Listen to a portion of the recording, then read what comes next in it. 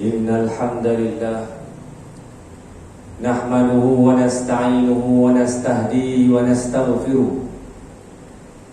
ونعوذ بالله من شرور أنفسنا ومن سيئات أعمالنا من يهده الله فلا مضل له ومن يضلل فلن تجد له وليا مرشدا أشهد أن لا إله إلا الله وحده لا شريك له وأشهد أن سيدنا محمدا عبده ورسوله اللهم صل وسلم وبارك على سيدنا محمد وعلى آله وصحبه وبارك وسلم أما بعد فيا عباد الله اتقوا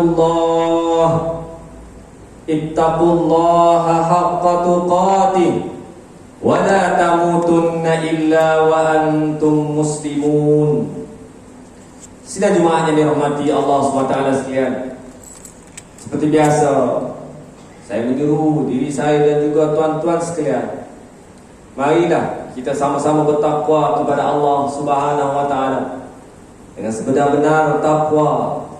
Kita sama-sama meninggalkan, kita sama-sama mengerjakan perintah Allah SWT. Kita sama-sama meninggalkan larangan Allah SWT. Mudah-mudahan Allah SWT menggolongkan kita di kalangan orang yang bertakwa, yang akan dimasukkan ke dalam syurga Allah SWT nanti insyaAllah. Allah SWT berfirman, A'udzubillahi minasyaitanirrajim. Subhanalladzi asra bi'abdihi laylan minal masjidil haram ilal masjidil aqsa alladzi barakna hawlahu linuriyahu min ayatina innahu huwas sami'ul basir. Sadaqallah. Maha suci Allah Subhanahu wa ta'ala yang telah menjalankan hamba-Nya, yakni Nabi Muhammad sallallahu alaihi wasallam, pada malam hari dari Masjidil Haram ke Masjidil Aqsa yang kami berkati sekelilingnya, untuk memperlihatkan kepadanya tanda-tanda kekuasaan dan kebesaran kami. Sesungguhnya Allah Subhanahu wa ta'ala jualah yang maha mendengar lagi maha mengetahui. Sidang Jumaat yang dirahmati Allah SWT sekalian, Isra Mi'raj merupakan bukti kebesaran kekuasaan Allah Subhanahu wa ta'ala. Allah Ta'ala lah yang memperjalankan hamba-Nya, yakni Rasulullah sallallahu alaihi wasallam, dari dua destinasi yang sangat jauh lokasinya, Masjidil Haram ke Masjidil Aqsa, dan seterusnya. Rasulullah SAW bagi dia telah diangkat ke langit dan menerima perintah 5 waktu dari Allah Subhanahu wa ta'ala, menerima perintah solat 5 waktu dari Allah Subhanahu wa ta'ala. Menurut Imam Fakhr Razi dalam tafsir Al-Kabir, linuriyahu min ayatina, bermaksud untuk memperlihatkan dari tanda-tanda kebesaran kekuasaan Allah Subhanahu wa ta'ala. Diperlihatkan kepada Rasulullah SAW perkara berkaitan dengan akhirat, yang mana kita semua ini bakal berkunjung kepada. Dinampakkan kepada baginda sallallahu alaihi wasallam berkenaan dengan syurga dan neraka, apa ada di dalamnya, apa yang bakal berlaku di dalamnya.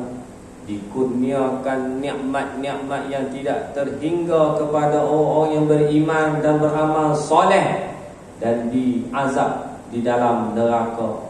Diperlihatkan kepada Rasulullah SAW akan azab di neraka kepada manusia-manusia yang syirik, manusia-manusia yang kafir, manusia-manusia yang maksiat kepada Allah Subhanahu wa ta'ala. Untuk apa? Untuk menambahkan keimanan dan keyakinan dalam jiwa baginda Nabi sallallahu alaihi wasallam, supaya baginda berusaha dengan lebih gigih lagi dalam menyampaikan risalah tauhid. Seperti mana yang kita sebut tadi dalam kuliah, bagaimana Rasulullah SAW diberikan tekanan yang sangat hebat, lalu Allah Ta'ala menjemput baginda untuk satu perjalanan yang jauh, healing orang zaman lalu kata. Dan ianya merupakan satu ujian keyakinan kepada umat Islam, untuk menguji manusia benar-benar yakin dengan perkhabaran yang disampaikan oleh Rasulullah SAW. Sidang jemaah yang dirahmati Allah SWT sekalian, pengajaran yang paling penting yang kita boleh ambil antaranya daripada peristiwa Isra Mi'raj ini adalah kewajipan menunaikan salat yang difardukan secara terus kepada Rasulullah SAW berbanding dengan ibadah-ibadah lain yang difardukan di bumi, yang disampaikan oleh melalui wahyu malaikat Jibril alaihissalam. Jadi kita umat Islam ini berkewajipan untuk menunaikan solat fardu 5 waktu dan sering menjaga waktunya, jaga kualitinya, jaga masa. Alasan sibuk dengan kerja, keluarga, sebagainya, alasan yang tidak terpakai di akhirat nanti. Hatta kalau kita sakit terlantar sekalipun, kita dituntut untuk menunaikan solat. Tak boleh berdiri, duduk, tak boleh duduk, baring, mengiring dengan gerakan mata. Tuntutan yang sangat diwajibkan oleh Allah Ta'ala. Sesungguhnya orang-orang yang beriman, benar-benar beriman, akan menjaga solatnya dengan sempurna, baik dari sudut pelaksanaannya ataupun waktunya. Allah Ta'ala berfirman dalam surah Al-Ma'un ayat 4 dan 5, fawailul lil musallin alladzina hum an salatihim sahun. Kalau yang demikian dikira sebagai orang yang mendustakan agama, maka kecelakaan besar bagi orang yang salat, iaitu orang yang lalai dari menyempurnakan salat. Jadi ibadah salat ini merupakan tunjang kepada amal ibadah yang lain. Rasulullah SAW bersabda dalam hadis riwayat Tirmizi, inna awwala ma yuhasabu bihil 'abdu yaumal qiyamati as-salah. Kalau pertama sekali yang dihisap oleh Allah SWT di akhirat nanti kepada hamba-Nya di hari kiamat, apa dia? As-salah, iaitu salat. Antara hikmah Allah Ta'ala memperlihatkan juga berbagai kejadian aneh dalam peristiwa Isra Mi'raj. Supaya apa? Supaya menjadi peringatan kepada kita, supaya kita sentiasa membuat perubahan positif. Dulunya kita malas sembahyang, sekarang kita bila kita mendengar, mudah-mudahan khutbah ini, kalau yang malas sembahyang kita menghayati peristiwa ini, kita lebih rajin sembahyang, menjaga kualiti kita, menjaga masa kita salat dan sebagainya. Selalu taat kepada perintah Allah Subhanahu Wa Taala. Ambillah peluang, cari bahan-bahan bacaan tentang peristiwa Isra Mi'raj ini yang sangat panjang ceritanya. Banyak perkara yang kita banyak boleh memperolehi pengalaman, pedoman daripada yang disampaikan dalam peristiwa Isra Mi'raj. Dan kita menjauhi diri kita daripada terus bergelumang dengan dosa dan maksiat, dan menjauhi diri kita daripada tergolong dalam orang-orang yang menolak teguran-teguran terhadap apa yang kesalahan yang kita lakukan. A'udzubillahi minasyaitonirrajim. Man 'amila salihan min dzakarin aw untha wa huwa mu'minun falanuhyiyannahu hayatan thayyibah wa lanajziyannahum ajrahum bi ahsani ma kanu ya'malun. Surah An-Nahl ayat 97.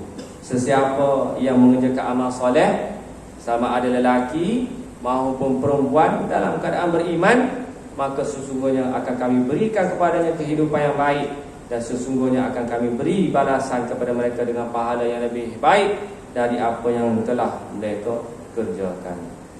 Barakallahu li wa lakum fil Qur'anil azim wa nafa'ani wa iyyakum bima fihi minal ayati wal dzikril hakim wa taqabbala minni wa minkum tilawatahu innahu huwas samiul alim. Aqulu qawli hadza wa astaghfirullahal azim li wa lakum wa lisa'il muslimina wal muslimat wal mu'minina wal mu'minat fastaghfiruhu innahu huwal ghafurur rahim.